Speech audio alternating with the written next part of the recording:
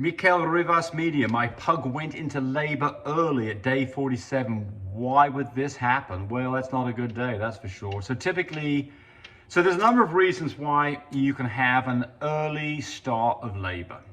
And by the way, day 47, normal, don't say when this was after, but if it's after AI, it should be 61 days. So you are 15 days, 2 weeks early. These puppies are not going to survive. There's no way that these puppies are going to survive. It's not like humans where you can go and put them in an incubator. This puppy is not going to survive. So what are the reasons this could happen? First one is something went wrong with the pregnancy. The puppy died inside the mum. It became necrotic and mum passed that puppy. And sometimes that happens where she passes a single dead puppy and the rest of the litter then goes on to term okay. The more likely thing is it brings on labor and she just aborts, all the puppies come out and none of them are going to live. Certainly if that has happened, you need to keep close eye on this dog, because if it's got more retained dead puppies inside it, they could go septic on her and she could get in real trouble, get septic blood poisoning. So what do? Well, take the dog's temperature. Temperatures over 102 would be indicative of having a problem with a puppy that's puppies that are dead inside her, that you need to have a C-section, or give oxytocin and try and start labor and get those puppies out. But I think in all these cases, it does require that you go to the vet. I would be doing an X-ray immediately to find out what the situation is, to find out whether I've got any placentas in there that I can see some skeletons in, or whether or not I've just got some bags of mush. So another reason this could happen is that a dog's progesterone level it goes up at AI, and it goes up in the 30s, 40s, 50s range, and it's got to stay up here, and it drops right before whelp. It needs to stay up here. If it drops early, labor is coming. You can give a synthetic product like Regumate to stave off early whelp. And so how would you know it? Well, you wouldn't, but you would for this dog because you've had a history of a problem. So if you elect to have another try with this girl, I would definitely be doing a progesterone test at day 42 or something to see what her progesterone levels were, so that you could step in and give Regumate or a similar product. And it's going to require your vet to be on board for this, to find out what you can do about it. But I hope it works out for you, all right? Damon says, thank you for the information you share. You're very welcome. I like it when people say thank you. Somebody else says, Hank, thank you. You helped one of my big boys. Well, I'm glad, Wayne Manifold, that we could help you too. My female is 7.5 on the IDEX chart. We're talking about breeding a dog here, on 12.6. So 7.5 on IDEX. The next day you'd expect it to be close to a 15. It almost doubles after it gets to a 5. So 5 would be ovulation. The next day would be an 8, and the day after that would be a 15. So you are a day before AI. So I'm going to say that you should have bred, you bred on 12.8. I think you should, and you didn't tell us what kind of breeding you did. Maybe you did a TCI. But look, I'm going to say the right day to breed this dog would have been 12.7.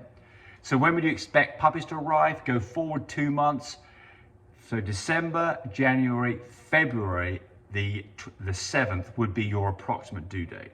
But remember, and I get so many calls on this where people get it wrong, including the vets who steer you wrong on this, that is just an approximate due date, and it's not the date to just go ahead and have a C-section and cut a dog open. That's not that at all. It is the point where you expect her to go into labor, so you want to be checking her temperature 5 days before this, looking for a temperature that's getting down and below 99.0, and a dog that's not eating food, all indicative puppies within 24 hours. Or a puppy that's nesting, puppies typically within 12 hours, or panting, beginning stages of labor, time to go to your vet, or a progesterone level of 3 or less, and you're safe to take puppies. So I've got lots of videos on this, but I get so many phone calls of this, and some of them are horror stories where people have absolutely got a perfectly good pregnancy completely messed up because they took puppies early. Or they weren't paying attention to it, and puppies showed up in the middle of the night, and they have stuck puppies and puppies that didn't make it. So very, very, very important to get this right. And there really is very little excuse for getting it wrong. But the problem is that a lot of vets want to schedule a C-section purely based off the AI date. And they give you that date when they did the AI, come back at this date to do a C-section. that is, in my opinion, is a really poor answer. And then the other really poor answer is, oh, I won't be around. Sunday's the right day. I won't be around Sunday. Let's take the puppies Friday.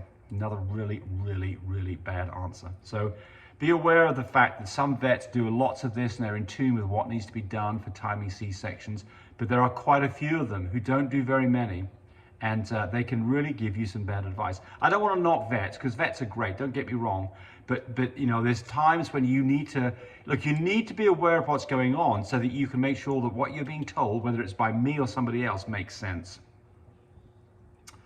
Okay.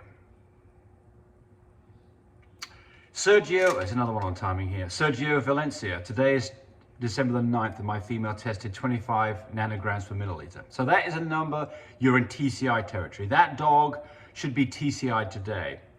My female got stuck December the 2nd, December the 4th. So that's a week prior to this. And she got stuck twice, and she got stuck once on December the 5th. So I'm saying the right day to do an AA on this dog was the 8th. The last time she was bred on the 5th, you were 3 days early. So now the question probably is going to be, let's see, blah, blah, blah. What do you think the chances of pregnancy? So there you go. So you can all comment on this. Look, you're 3 days early. However, the dog was stood there and got pregnant.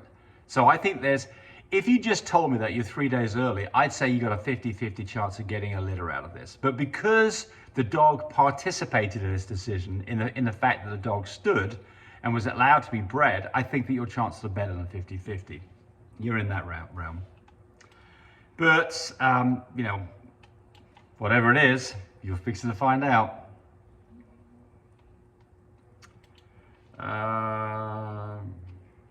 Star Louise, want to thank you for helping with the folic acid. No pups had clefts. Good. Well, look, I mean, I don't know if I'm responsible for you not having any cleft palates, because I mean, just because you gave, if you didn't give folic, you're likely not to have clefts too. It just helps the odds of not getting clefts. So I'm glad you followed the advice, and I'm even happier that you didn't have any cleft palate puppies.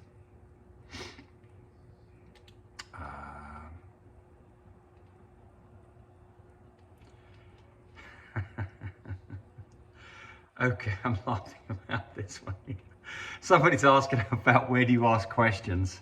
And the answer is, you asked a question, I responded to it right here. You asked the questions in the comments section down below. Ask a question there, and be prepared for the fact that I might not get back to your video for 2 or 3 days. So it may not be really timely, but I try to answer all relevant questions. Thanks for watching the video. I really appreciate people who subscribe to me. It helps me, encourage me to do more of these videos. But do remember, disclaimer here, I am not a vet. I'm not a licensed medical professional. I'm purely a person who's been breeding dogs for the last couple of decades. Any information that you got from this video, use at your own risk. There's nothing implied here, and certainly this should not be used as a substitute for advice from your veterinarian or your medical professional. I hope you enjoyed the video. Come back for more of them. Bye.